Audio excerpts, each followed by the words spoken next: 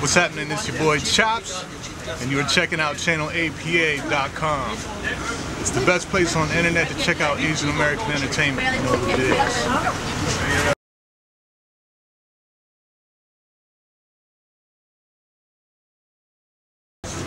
Ever since I was real small, my dad used to be into music, and he would listen to stuff like in the car and things like that. And ever since we were real small, we would do recordings even, like just singing nursery rhymes and stuff like that. So I've been into music and recording music ever since, I would say about age 4, something like that. And I've been playing instruments since 6th grade. I started out with the trombone and I picked up different instruments from there.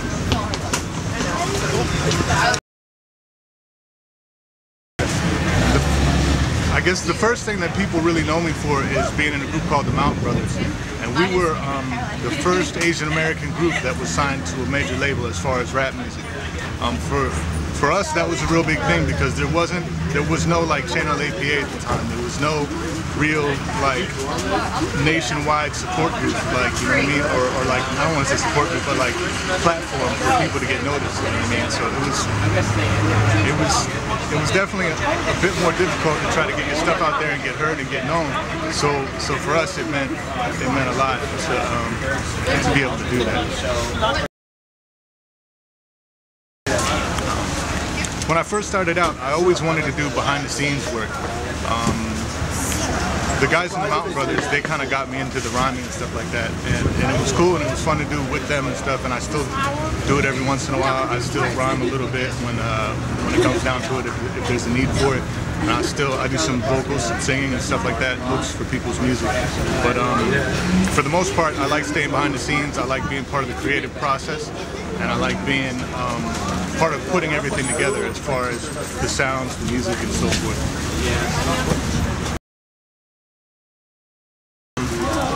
Well, since Mountain Brothers, I've worked with a whole bunch of different artists basically around the country, some around the world.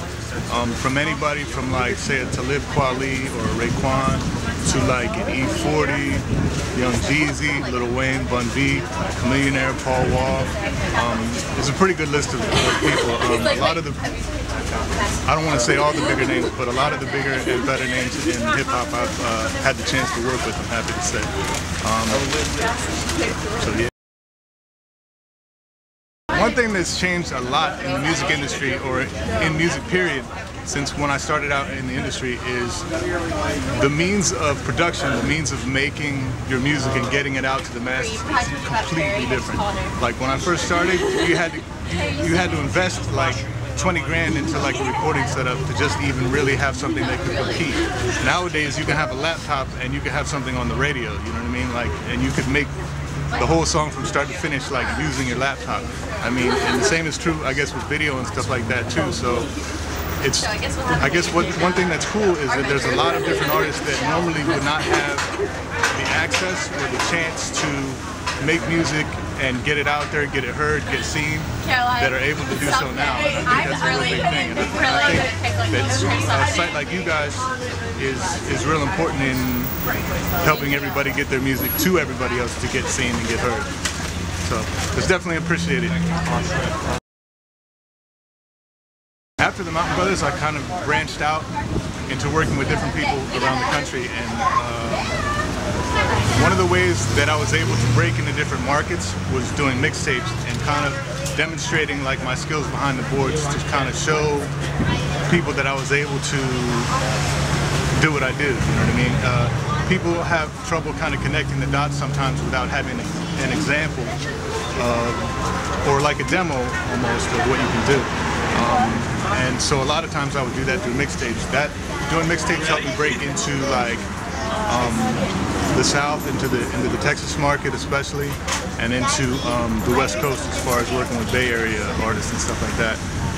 And I have a new mixtape that I have out now. It's called Songs Your Girl Likes, and it's like it's all pop music, and it's just remixes, different takes on different top 40 type songs from like over the past year, from 2010, and it's just kind of my spin on things, and it's just to show, well, first of all, it's for practice. I like doing mixtapes and doing remixes just for practice, but it's also to show kind of what I'm able to do and have people kind of get where I'm coming from.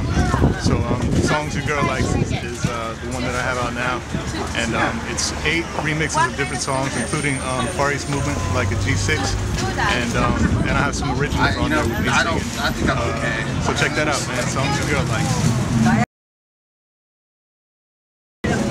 I can't say that I'm up on a whole lot of different Asian American artists, but I am kind of up on certain like people in hip hop and stuff. Of course, Far East Movement. Of course, Dumbfounded.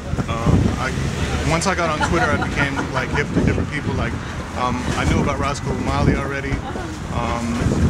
Like Decipher is one that I linked up with on Twitter. He's actually from here in Philly. But I mean, I can't say I know a whole lot, but I'm definitely trying to learn more and trying to find out different people that are doing it. So maybe we can link up or whatever. The easiest way to catch up with me is probably Twitter. My link is twitter.com/chopsmusic, and it's all spelled regular. There's no crazy Z's or nothing like that. So hit me up, Twitter, Chops Music.